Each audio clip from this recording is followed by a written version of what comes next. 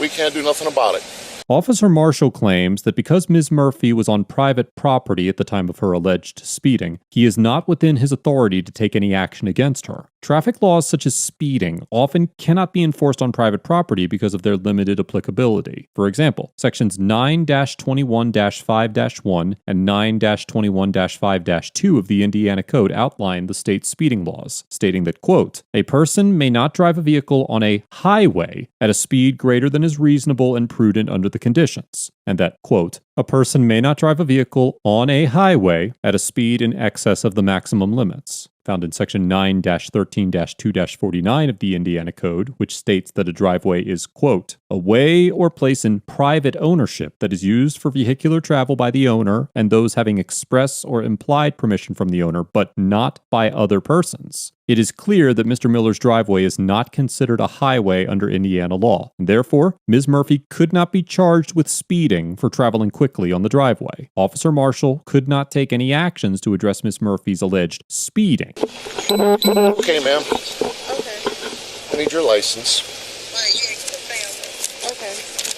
And may I ask why you didn't want to say? Because you called the police, he called the police, Just making and sure. That's all I I'm want called to here. That's why I need your information. That's all I want to That's all the information I need. And he's upset because you were speeding.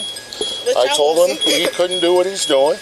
And You're going to go on your way, and if you have any issues, you and your company can stop delivering here. Okay. How's that? He came to my door. That's what bothered me. He came in my door, opened the door, told me to get the hell out my door, out the car. Okay. That's exactly what he told me. Okay. No excuse for what he's doing, and I'm upset with him, not you. Okay, just making sure. No, I'm not upset with I'm you. like, I didn't do anything. I even asked him, can you Ma'am, please I'm not upset with you whatsoever. I'm upset with him because what he's doing is, I can't explain it. Tell him you do want to press charges. I do want, because that's harassment. You know what? Let's stop. Okay, We're going to do a report, and we're going to go about our day. it's harassment though. Everything's everything. You need to go about your day. If she just You know what? That's harassment. There'll be a report on file.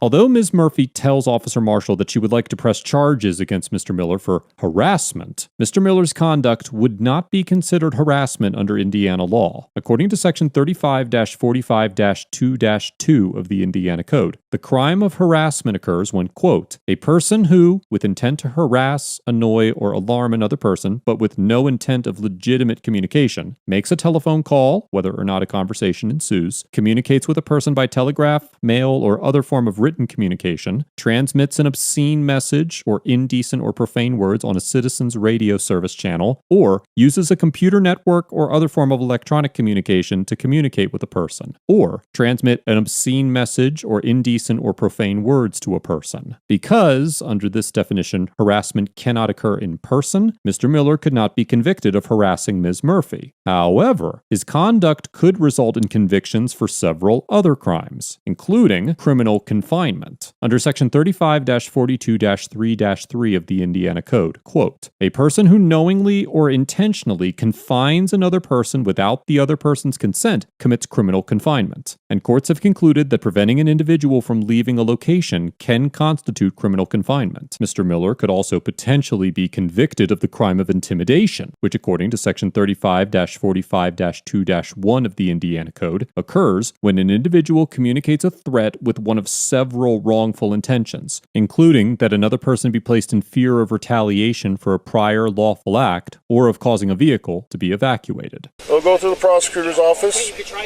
We'll give you a case number. Yeah, I want the case number too. get his badge number and his It'll be on the report, sir. What's your name? It'll be on the report. It's Marshall. Marshall? Okay. And tell your friend on the phone, That's I'm my not friend. upset with you. That's my brother. Oh, That's my brother. you know what? You know where everything's going on? That's the only reason why I'm Everyone's fine. We're here.